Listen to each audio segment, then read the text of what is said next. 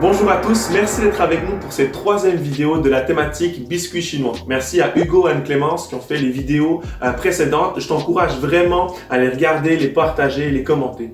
Et la thématique biscuits chinois, si tu n'as pas compris, le concept c'est un chapitre par jour de proverbes pendant tout le mois de mai. Donc si on est le 12 mai, tu lis le chapitre 12.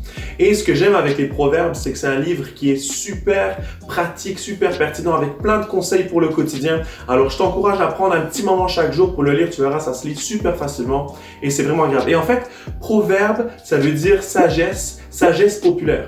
Et à l'époque, les proverbes, ils circulaient un petit peu comme les phrases Facebook du genre ne rêve pas ta vie, mais vis tes rêves. Tu vois ce genre de phrase? Ok, mais attends, je veux quand même te rassurer, les proverbes, c'est bien plus deep que ça. Regardons ensemble le proverbe aujourd'hui, Proverbe 16, verset 1. Et ça nous dit « L'homme fait des projets, mais le dernier mot est à l'Éternel. » Et quand je repense au Livio du 1er janvier 2020, je me dis, mais à quel point j'étais naïf, ignorant de savoir ce qu'allait se passer cette année.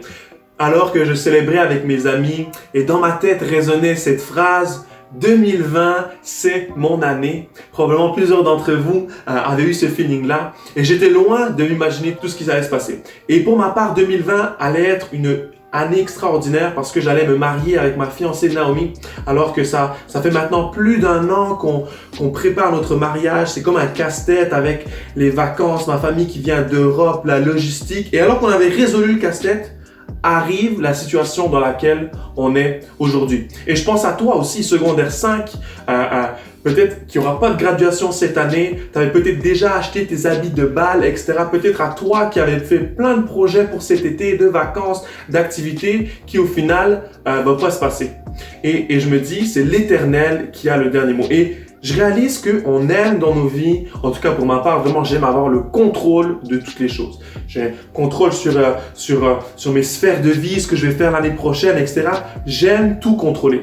Mais ce que je réalise, c'est que dans l'incontrôlable, la seule chose que je peux contrôler, c'est mon attitude à moi. Et si tu as lu avec nous un petit peu Proverbe, il y a quelque chose qui revient régulièrement dans ce livre, c'est ce qu'on appelle la crainte de Dieu. Et la crainte de Dieu, c'est pas à comprendre dans l'angoisse, dans la peur, c'est pas quelque chose qui est négatif. On dit ok, j'ai la crainte d'aller dehors pour attraper le virus. Non, pour les Juifs de l'époque, la crainte était un mot qui était positif. C'était un mélange d'admiration et de respect envers Dieu. C'était avoir confiance en Dieu. Et si tu lis Proverbe, on va beaucoup parler de la crainte de Dieu, la crainte de Dieu. Et je veux t'encourager à avoir cette crainte-là pour ta vie. Parce que si tu as cette crainte-là, ça va te donner la sagesse nécessaire pour passer au travers de chaque épreuve, pour passer au travers de chaque situation, au travers de chaque chose incontrôlable. Dieu va être avec toi.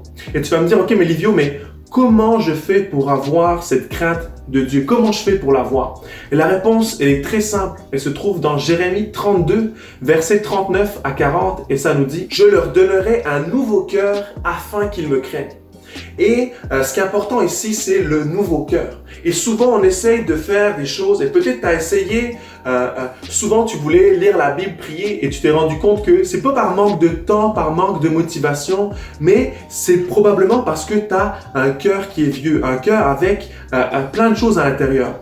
Et Dieu donne une réponse à tout ça au travers de Jésus, c'est qu'il te donne un nouveau cœur. Et c'est ça la sagesse biblique, et c'est ça la sagesse de Dieu, c'est de recevoir ce cœur nouveau afin de pouvoir passer au travers de chaque chose, afin de pouvoir passer au travers de l'incontrôlable. Alors moi, je veux t'encourager à faire cette prière avec moi. Seigneur, donne-moi ce nouveau cœur afin que je puisse passer au travers de chaque situation.